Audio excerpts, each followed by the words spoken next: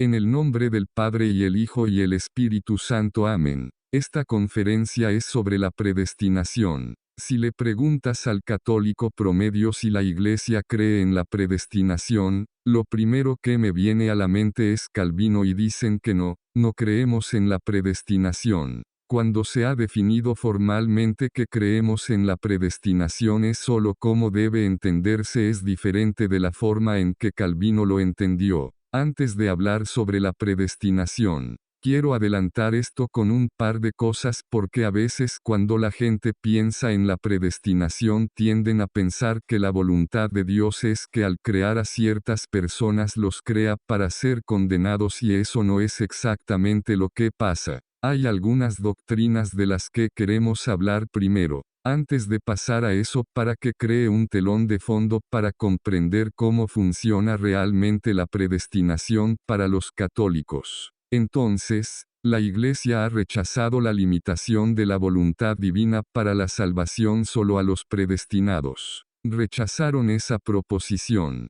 que la voluntad de Dios para la salvación se limita solo a los predestinados, es decir, los que van a llegar al cielo. A pesar de los pecados de los hombres, Dios verdaderamente desea la salvación de todos los hombres. Si niegas eso, terminarás en una herejía de alguna manera. Eso significa que Dios quiere que todos los hombres se salven. En su voluntad general, Él desea no solo la salvación de los predestinados, pero al menos los fieles y si no todos los hombres. La opinión hoy en día es que Dios desea la salvación de todos los hombres. No significa que esa voluntad realmente producirá el efecto de que la persona sea realmente salva. Segundo, Dios da a todos los justos la gracia suficiente. Por justos entendemos personas en estado de gracia. Dios da a todos los que están en estado de gracia les da la gracia suficiente para la observancia de los mandamientos divinos.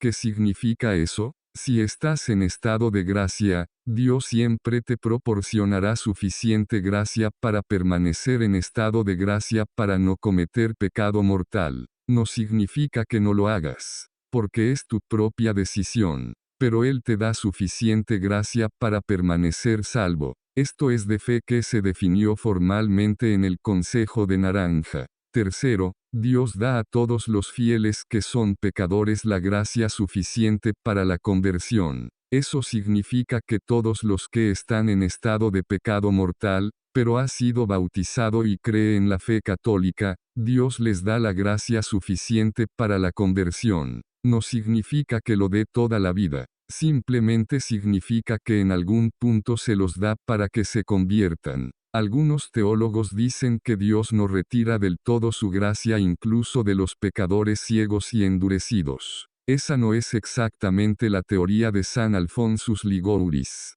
pero es probablemente la opinión más común. No es la opinión común significa que casi todos los teólogos la creen excepto unos pocos. La opinión común significa es que Dios da a los pecadores la gracia suficiente para convertirse y que no se retracta de eso en ningún momento particular de su vida, pero eso no es un consenso. Es la opinión común que Dios le da a las personas que son pecadores gracia suficiente en algún momento de su vida para salvarse, pero no siempre. Porque Alfonso dice que en cierto punto Dios dice que es suficiente y tira del enchufe para darle a la persona gracias reales para que se conviertan. Cuarto, Dios da a todos los incrédulos de la fe católica gracia suficiente para alcanzar la salvación eterna. Esto es sentencia cierta. Esto significa que Dios da a todos la gracia suficiente para ser salvos. Esto trae una distinción entre gracia eficiente y suficiente.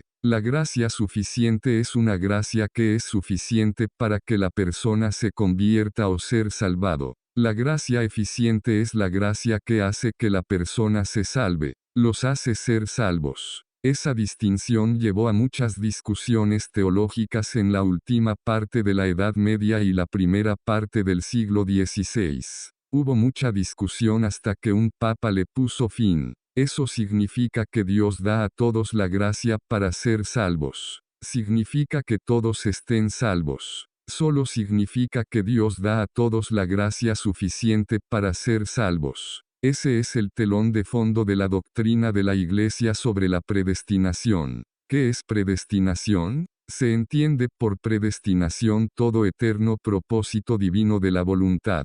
¿Qué significa eso? Significa que Dios desde toda la eternidad ha escogido personas específicas para ser salvas. Si nos fijamos en el término los elegidos, elegido viene de la palabra latina eligiere, que significa elegir. Es la gente que Él está eligiendo para estar con Él en el cielo. En sentido estricto se entiende que para referirse al destino final sobrenatural de las criaturas racionales. En otras palabras, la predestinación trata de Dios predestina individuos específicos para que terminen en ciertos lugares, ya sea que el objeto de esto sea su aceptación en la bienaventuranza eterna o su exclusión de ella, es decir, si vas a terminar en el cielo o en el infierno. En otras palabras, Dios puede elegir quién estará en el cielo y quién no estará en el cielo. Esa es la esencia de esto. Eso trae a colación toda una serie de discusiones en relación a eso. En el Nuevo Testamento se habla de los elegidos unas cuantas veces. Este es un punto importante porque significa que los elegidos son el pueblo que Dios ha escogido. La verdadera pregunta luego se convierte en qué papel jugamos nosotros en su elección de eso, pero en última instancia, quién está en el cielo y quién no está a su excreción, no a la nuestra. No podemos determinar que vamos a llegar al cielo. Él tiene que elegirnos y nosotros tenemos que cooperar, etc. La predestinación implica un acto del intelecto y voluntad de reconocimiento y predeterminación. La predestinación incluye dos cosas. El primero es el conocimiento previo por parte de Dios. Porque Dios ve la totalidad de la historia de un vistazo, Él ve todo. Porque Él está en el eterno ahora, así que todo lo que alguna vez fue y será Él ve. De hecho, todo lo que vamos a hacer cuando entremos en el Ebum, que es después de que termina el tiempo y entramos en el estado en que se están los ángeles, eso continuará para siempre. Él ve todo eso, la totalidad de todo lo que sucede para siempre, Él lo ve todo. Ya ve cuando eres salvo, te ve disfrutando del cielo ahora. Él te ve disfrutándolo ahora mismo, aunque ahora mismo estás en este estado. Él tiene ese conocimiento previo. Es importante entender que el conocimiento previo no es causativo. ¿Qué significa eso? Significa que tiene que haber una causa separada además de su conocimiento que determina si estás en el cielo o en el infierno. En otras palabras, porque Él lo ve no significa que Él sea la causa de tu elección de la perdición eterna, por ejemplo. No es como si Dios te hiciera cometer un pecado mortal, que está más en la línea de Calvin. El conocimiento previo no lo causa, es solo el conocimiento que tiene de eso. Así como estás escuchando dando esta conferencia, tu conocimiento de lo que estoy diciendo no significa que seas la causa de ello. Solo significa que eres conocedor de eso, aunque lo prevé y su conocimiento es infalible. Eso no quiere decir que Él sea la causa de ello. La otra es que hay predeterminación. Esta es la causa, es la voluntad de Dios. La presencia está en el intelecto. El intelecto de Dios, Él ve lo que estás haciendo, y lo que harás, dónde terminarás. La predeterminación está en la voluntad. Él elige desde toda la eternidad que algunas personas estarán en el cielo y otras no. La causa, estamos hablando de la primera causa. La primera causa es la que hace que todas las demás hagan lo suyo. Es como la electricidad. Entonces, puedes tener todas estas luces diferentes y no pueden hacer nada a menos que las conectes. Una vez que las conectas, la electricidad es como la primer causa porque hace que todas las luces se enciendan. Sin la primera causa, las segundas causas no pueden hacer lo suyo. Dios es siempre la primera causa en relación con nosotros, por eso Cristo dijo que sin mí nada puedes hacer. Si Él no causa ni siquiera las cosas que estamos haciendo, no podemos hacerlas. Del lado de la predeterminación, Dios elige en su voluntad porque su voluntad es perfectamente libre. Entonces su voluntad al hacer esta determinación significa que es libre. Hablemos del libre albedrío, esto será de gran ayuda. Libre albedrío en latín el término es liberum movitrium, significa libre determinación, un arbitraje, estás determinando ciertas cosas. Hay una cierta libertad en relación con los diferentes bienes. Vas a determinar que esto va a ser lo que va a ocurrir y este no. Eso es lo que sucede en tu libre elección, en el libre albedrío de Dios, porque su voluntad es libre cuando hace estas determinaciones en relación con nosotros, porque todo lo que hace en relación con nosotros está sujeto a su libre albedrío. ¿Qué significa eso? Hay una cosa llamada necesidad. Algo es necesario porque no puede ser de otra manera. Esa es la definición formal. Lo que no puede ser otro que lo que es. Hay una distinción entre necesidad absoluta. Así, por ejemplo, para que nosotros existamos es absolutamente necesario que Dios exista, porque sin Él haciendo que existamos, simplemente no existiríamos. No hay otra posibilidad, no puede ser de otra manera. Sería un ejemplo de una necesidad absoluta. Luego hay una necesidad condicional. Esto se basa en un cierto de condiciones, esto se sigue necesariamente. Por ejemplo, si tiras a un enano desde un avión de necesidad va a golpear al suelo, a menos que haya un milagro. Pero dado la condición de tirarlo del techo entonces de necesidad va a caer al suelo. En relación con Dios, Dios es perfectamente libre en la creación. Él no tuvo crearlo. No había necesidad condicional en absoluto en la creación misma. Estaba completamente dispuesto a hacer esto. Eso también es cierto en relación con la salvación. No hay condición previa sobre Dios, sobre la relación con ninguna criatura en particular que determina de necesidad que esta persona se salve. Es enteramente a su libre albedrío. No está obligado a salvar a nadie, últimamente. Pero una vez creó la creación entonces, por necesidad, seguirán ciertas cosas. Una vez que eligió salvar a ciertas personas, necesariamente estas personas serán salvas. Eso es lo que significa. En relación con la creación y Dios solo hay necesidad condicional. Significa que Dios presabe y predetermina en la predestinación qué va a pasar. San Tomás dice que la preparación de la gracia en la vida presente que Dios predestina que preparará a ciertas personas en esta vida para que alcancen la gloria para la que los predestina. Eso es lo que significa. Si Dios quiere que Joe y Jane se salven entonces significa en el curso de su vida este es el punto en su vida donde realmente son salvos, es decir, donde mueren en estado de gracia. Dios juzga e irán al cielo, cuál es estado de gloria. Si elige que Jane y Joe estén en el cielo, eso significa que en las partes anteriores de sus vidas o las partes de sus vidas que conducen a eso Dios los va a preparar para ese proceso. Eso es lo que entendemos por es predestinación. No es solo en este momento que están salvados, pero que hay preparación de gracia que ocurre a lo largo de su vida. Por eso la Iglesia dice cosas como que rezar el rosario todos los días es señal de predestinación. No podemos estar seguros de eso en esta vida, pero es una señal, pero es un signo de predestinación. Escucha sobre personas que están en el purgatorio y se les aparecerán a ciertas personas y les dirán que deseo poder volver a la vida y hacer ciertas cosas para reducir mi tiempo en purgatorio. Bueno, eso es bueno decirlo cuando sabes que tu salvación es segura. Después de tu muerte sabes con certeza cuál es tu predestinación. Antes de eso no lo sabes. Por eso en esta vida hay que seguir trabajando. Por eso dice San Pablo: trabaja en tu salvación con temor y temblor.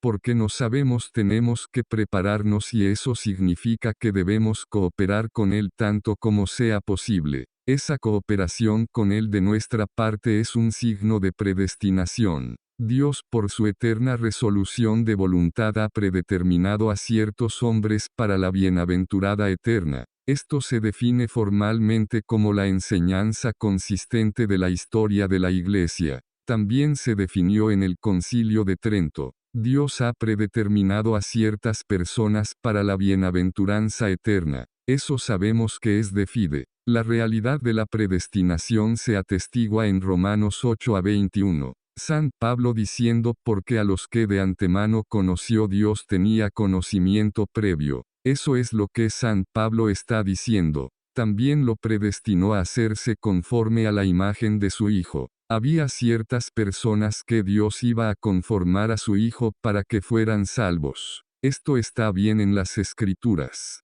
Para que Él sea el primogénito entre muchos hermanos. Y a quien los predestinó también llamó, y a los que llamó, a esos también los justificó. Y a los que justificó, también los glorificó. San Pablo está diciendo que Dios en su presencia y predeterminación, sabía que Job y Jane iban a estar en el cielo y entonces se dispuso a hacer aquellas cosas en esta vida que los prepararían para que en este momento fueran salvos. Todo esto es a discreción de Dios. La dificultad con personas como Calvin es que quiero decir que todo es de necesidad. A quien elige es su libre albedrío, no hay necesidad en relación con eso. Una vez que lo ha elegido, entonces es una necesidad condicional. Una vez que Dios ha elegido que alguien sea salvo, será salvo. El problema es que no sabemos quién es. Tiene que haber conocimiento previo por parte de Dios. Entonces tiene que haber etapas que ocurren en esta vida que conducen a eso. Y son las etapas de esta vida que conducen a ella que cooperamos con Dios en el proceso de ser salvos. Ese es nuestro lado, el lado de la cooperación.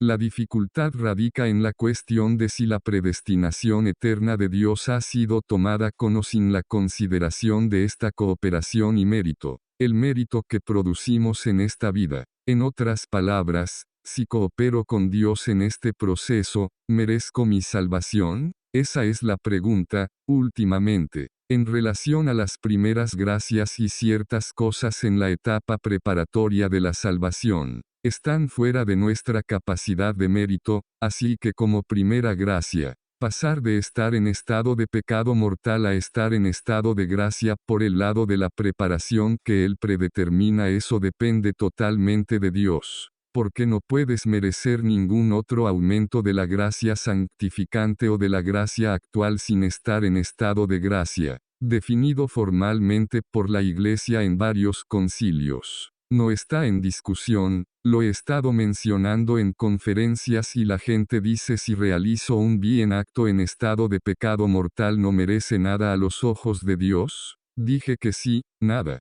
nada. No significa que no sea un buen acto, solo significa que no merece nada. Por mérito queremos decir merecer su salvación o merecer un lugar más alto en el cielo. La cuestión de si la predestinación se produce en razón de los méritos sobrenaturales previstos del hombre o sin la consideración de ellos. Dios sabía de antemano que ibas a ser salvo, y Él lo predeterminó. Pero fue que Él vio que tú cooperarías con Él y, por lo tanto, al ver que Él cooperaría, eligió darte las gracias para ser salvo, ¿o era al revés? Él eligió que ibas a ser salvado y por eso te dio las gracias para que cooperaras en ese proceso. Ahí es donde el debate se calienta en la historia de la Iglesia. La pregunta es si el mérito del hombre tiene algún impacto en la predeterminación del lado de Dios. Ahí es donde está el debate. Los tomistas, y también los agustinos, Suárez y Bellarmine enseñan una predestinación absoluta en relación a este punto, el punto actual de ser salvado. Solo Dios puede elegir esto de una manera predeterminada sin consideración de nada de eso, sin nada de la preparación. Eso es lo que dicen, que Dios predetermina que ciertas personas serán salvas. Según ellos, Dios resuelve libremente desde toda la eternidad sin consideración de los méritos de la gracia del hombre llamar a ciertos hombres a la beatificación. Por lo tanto, para otorgarles gracias que asegurarán infaliblemente la ejecución del decreto divino. ¿Qué significa esto? Hay una diferencia entre la gracia suficiente y la gracia eficiente. Gracia suficiente es gracia suficiente para que la persona pueda realizar la acción que necesita hacer. Esto a veces se llama gracia cooperante. Estas son las gracias con las que puedes cooperar. A gracia eficiente es aquella en la que no hay cooperación. Se llaman gracias operativas. ¿Qué significa esto? Hay ciertas gracias que recibimos que Dios en nuestro intelecto y nuestra voluntad que infaliblemente nos inclina a realizar un tipo específico de acto y no tenemos control sobre él. Déjame darte un ejemplo. ¿Alguna vez has tenido una experiencia en la que estabas caminando y no tenía nada que ver con nada de lo que estabas haciendo antes de eso y de repente Dios te dio esta gracia de ver algo acerca de ti mismo que nunca antes habías visto? Esa es una gracia operativa. No tienes control sobre el hecho de que lo ves. Posteriormente a eso puedes decidir si vas a aceptar esa verdad o no. El hecho de verlo, no tienes control sobre eso. Esa es una gracia operativa. La gracia cooperante es lo que sigue después. Me doy cuenta de que, por ejemplo, tengo un grave problema de orgullo. Espero que no, pero digamos que sí. Dios me da la gracia de ver que tengo un serio problema de orgullo. No puedes cambiar eso. Pero cuando te da la gracia entonces necesitas empezar a hacer actos de humildad. Esas gracias con LS que puedes cooperar o no. Esta distinción entre gracia suficiente y eficiente se reduce a este momento de nuestra salvación cuando morimos. Es la gracia que Dios nos da en nuestra muerte para permanecer firmes, una gracia eficiente o una gracia suficiente. ¿Es algo con lo que puedes cooperar o no? Son las gracias de nuestra salvación a lo largo de la historia las que determinan nuestro destino eterno, gracias cooperantes o gracias operativas. San Tomás, los agustinos, Belarmino y la mayoría de la tradición tomista dicen que en el momento de nuestra salvación es una gracia operante y tiene que ser una gracia eficiente. La razón por la que tiene que ser una gracia eficiente es porque una gracia cooperante por naturaleza implica una causa secundaria. ¿Qué significa eso? Dios es la causa principal, Él hace que existamos y hace que todas nuestras acciones existan. No podemos hacer nada sin que Dios sea la causa principal. En la gracia cooperante hay una causa secundaria en el sentido de que Dios nos da la gracia y podemos cooperar con ella y de eso ganar algún tipo mérito y como resultado de eso nosotros, como causa secundaria, estamos involucrados en producir el efecto. El problema es ser salvo significa tener la visión beatífica, y entre nosotros y esa visión hay una brecha infinita. Para cerrar esa brecha infinita no puedes tener una causa secundaria porque las causas secundarias siempre introducen limitaciones en el proceso. Como resultado, esa gracia para ir de esta vida para ver a Dios cara a cara tiene que ser una gracia eficiente.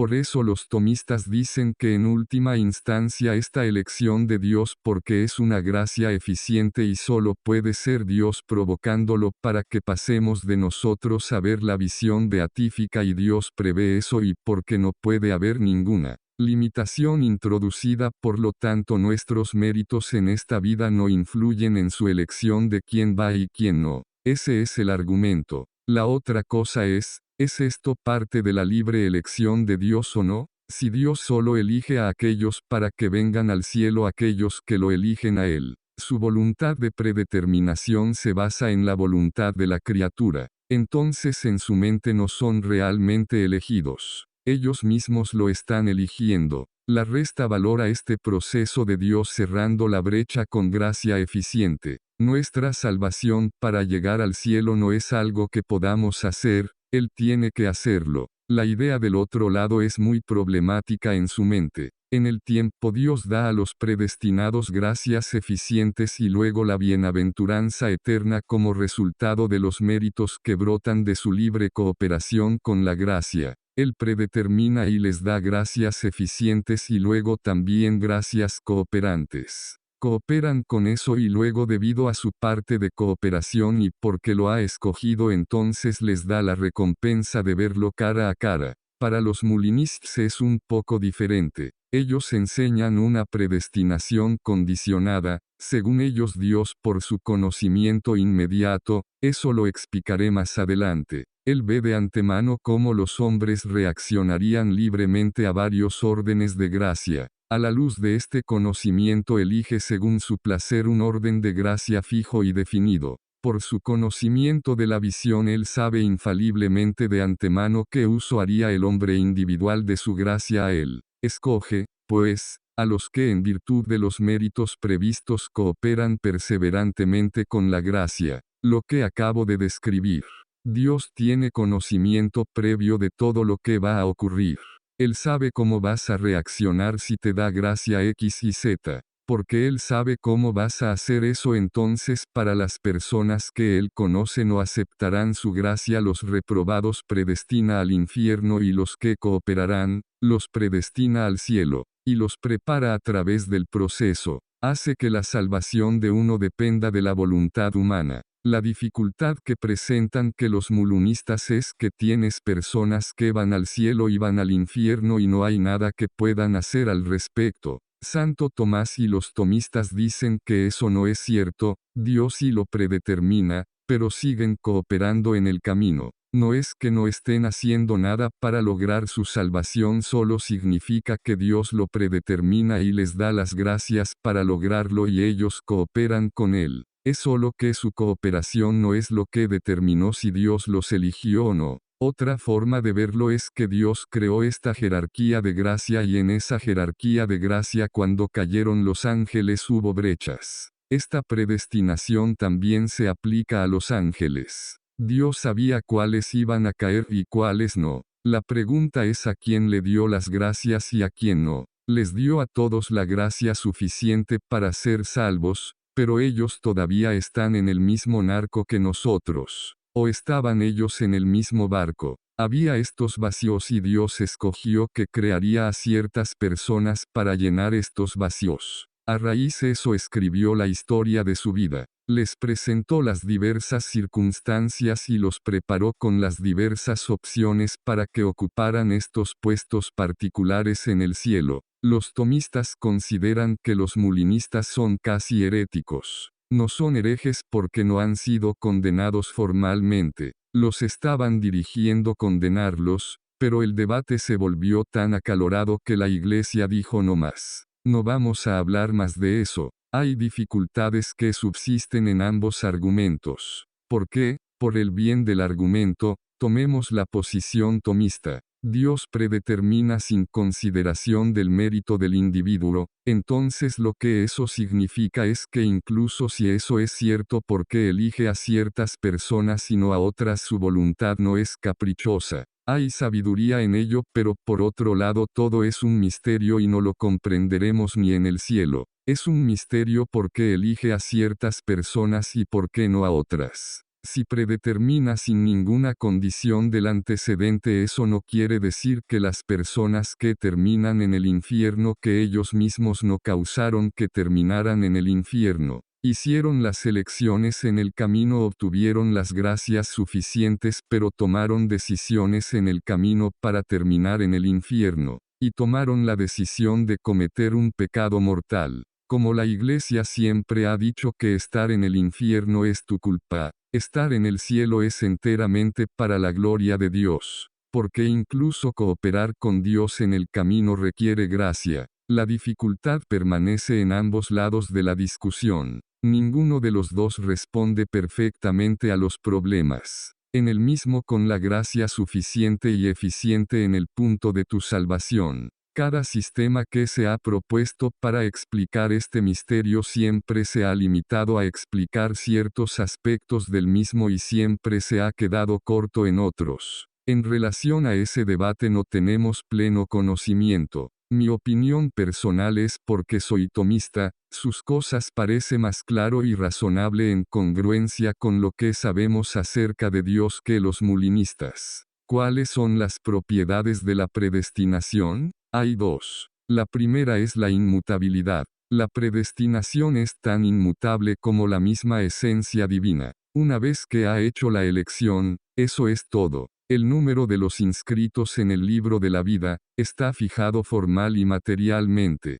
Dios sabe y determina con certeza infalible de antemano cuántos y cuáles se salvarán. ¿Cuál es el número? Solo Dios sabe. Hay mucho debate sobre eso, incluso entre los santos. Incertidumbre. Ese es el segundo. El Concilio de Trento declaró en contra de Calvino que la certeza con respecto al destino de uno solo puede lograrse mediante una revelación especial. Calvino pensó que podía saber que alguien era réprobo o elegido en esta vida y no podemos saber eso. Por eso tenemos que seguir cooperando y trabajando con ella. Algunos dicen que si está predeterminado, ¿por qué debería molestarme? Porque si vas a estar en el cielo, Dios te está preparando y es mejor que sigas con la preparación. Si decides no hacer nada y supones que vas a estar en el cielo, eso es probablemente una señal de que eres un réprobo. No podemos tener certeza en esta vida, por lo tanto,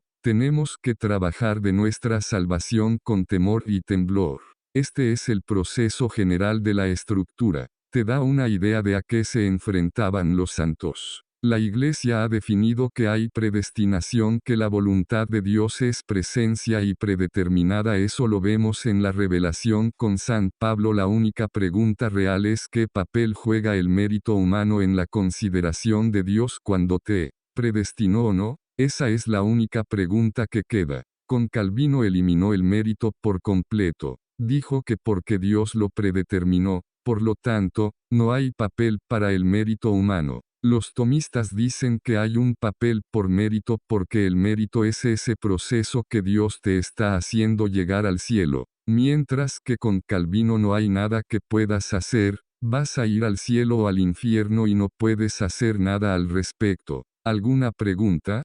Tengo una pregunta. Digamos que alguien falta a misa. Decide que no voy a ir a misa, estaba demasiado ocupado. Ellos están objetivamente en un estado de pecado mortal. Entonces, ¿puede Dios darle gracia en el camino con opciones? Sí, eso es correcto. Porque Santo Tomás hace la pregunta: ¿qué pasa con el tipo que tiene una vida realmente mala que Dios ha predestinado para ser salvo? Dios simplemente comienza a darle gracias y a molestarlo hasta que se pone en orden. Aunque la persona haya cometido pecados mortales y Dios quiere que se salve, les dará gracias en el camino para ser salvado. Si seguimos trabajando en nuestra vida espiritual y ese es nuestro enfoque, eso es una señal de predestinación. No es un absoluto, pero es una señal, porque es una señal de que nos está preparando para llegar hasta aquí. Mientras que la gente que se aparta de Dios es una señal de condenación.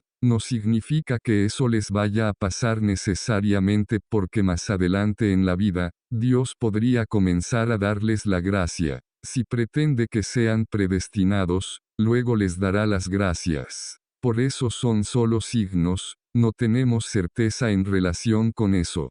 Hay gente que en su lecho de muerte reciben la gracia de la penitencia final. ¿Llamarías a eso un regalo especial de Dios? ¿Es algo que podemos merecer para otros por medio de nuestras oraciones por ellos, incluso después de que mueran, como nuestros padres o parientes? Aunque estamos orando ahora, ¿podemos merecer por ellos? Eso es correcto. Hay un poco de diferencia en eso, es que hay algunas gracias que Dios nos da sin que nadie haga nada por ayudarnos, Él simplemente nos lo da, como la conversión de San Pablo. No tiene que ser alguien orando. Dios simplemente puede hacerlo. Él puede decir: quiero que esta persona esté en el cielo, pero quiero que las condiciones que van a ser necesarias para su salvación, que ocurren en el proceso preparatorio por otras personas que oran por él. O quiero que esta persona, parte de mérito será que esta persona diga esta oración para que en este momento yo le dé la gracia. Eso también puede pasar. Entonces puedes rezar por algo de hace 100 años.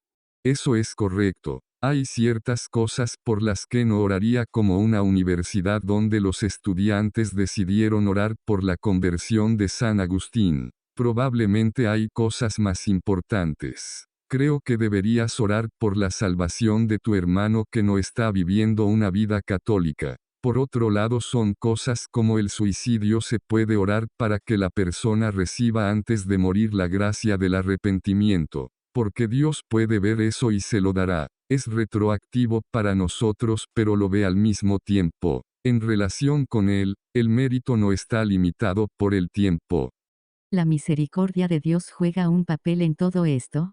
Lo hace en el lado preparatorio de las cosas. Incluso en el momento de tu salvación, Ese es el último acto de misericordia. Por todas las cosas malas que hiciste antes, su misericordia es la aplicación de los aflojamientos de las ataduras de la justicia a lo largo de la etapa preparatoria. En el nombre del Padre y el Hijo y el Espíritu Santo. Amén.